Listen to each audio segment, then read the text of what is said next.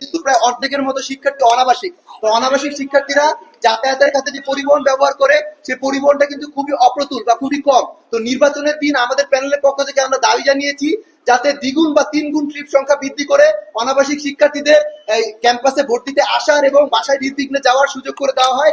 আমাদের বিশ্ববিদ্যালয় প্রশাসন এবং আমাদের নির্বাচন কমিশন আশ্বস্ত করেছে তারা এই সুযোগটা করে দেবে। ভাই একটি বিষয়, আমরা নির্বাচন কমিশনকে আপনারা জানেন আমরা গত পরশুদিন সংবাদ সম্মেলন করে নির্বাচন কমিশনকে বলেছিলাম যে কাগজে প্রশাসন হয়েছে, তারা তারা একটি শুধুমাত্র আশ্বাস কমিশনের পরিণত হয়েছে। যে নির্বাচন কমিশন আমাদেরকে কোনো কার্যকরী পদক্ষেপ না নিয়ে মাঠে তারা প্রার্থীরা আসলে কোনো অভিযোগ দিলে তারা শুধু আশ্বাস দিয়ে পার হয়ে যাচ্ছে। আমরা এরকম নির্বাচন কমিশনের নামে কোনো আশ্বাস কমিশন চাই না, আমরা একটি কার্যকরী নির্বাচন কমিশন চাই। একই সাথে আমরা ইতিমধ্যে জানতে পেরেছি যে কিছু শিক্ষক যারা হচ্ছে এসডিইউর মধ্যে বসে স্বপ্ন দেখছে যে ডাকসু নির্বাচনের পরিবেশ নাই। আমি তাদেরকে বলবো আপনারা ক্যাম্পাসে আসুন, শিক্ষার্থীদের সাথে কথা বলুন, প্রার্থীদের সাথে কথা বলুন, আপনারা দেখুন নির্বাচনের পরিবেশ আছে কি নেই। আপনারা এসি রুমে বসে বাইরে মিটিং করে আপনারা নির্বাচন থামাতে পারবেন না। যারা ডাকসু নির্বাচন বন্ধ করতে চেয়েছিল ইতিপূর্বে তারা বিতাড়িত হয়েছে, যারা ডাকসু নির্বাচন বন্ধ করেছিল তারাও বিতাড়িত হয়েছে।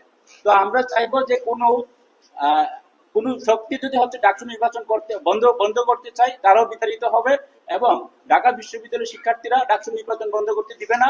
যে কোনো মূল্যে ডাকসু নির্বাচন হবে, আর যারা ডাকসু নির্বাচনে বাধা দেবে তারা আগের সেই বিতাড়িত শক্তির মতো বিতাড়িত হবে এবং ছাত্র জনতার সুরের মুখে পড়ে তারাও পালাতে বাধ্য হবে।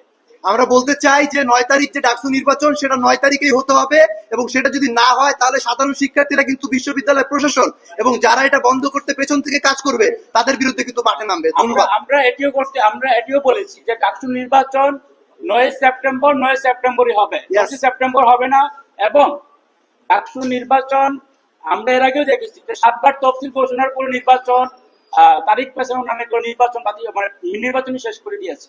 তো আমরা চাবো যে 9 তারিখের নির্বাচন 9 তারিখেই হবে। সেক্ষেত্রে আমরা মিডিয়ার বন্ধুদের সহযোগিতা কামনা করছি, তাদের সজাগ দৃষ্টি আকর্ষণ করছি এবং সর্বাত্মক সহযোগিতা কামনা করছি। এবং আমাদের প্যানেলের পক্ষ থেকে জানানো হয়েছে কি অল্প কিছু মিডিয়া কর্মী যারা হলের রিডিং রুম বা অন্যান্য স্পেসে ক্যামেরা নিয়ে যাচ্ছেন, আপনারা এই বিষয়টা একটু সেন্সিটিভ ওয়াইজ দেখবেন এবং এই বিষয়গুলো যাতে কোনো ধরনের তাদের বিব্রতকর পরিস্থিতি না সৃষ্টি হয় এটা আমরা অনুরোধ জানাচ্ছি সবাইকে। ধন্যবাদ। একটি বিষয় সেটি হচ্ছে আপনাদের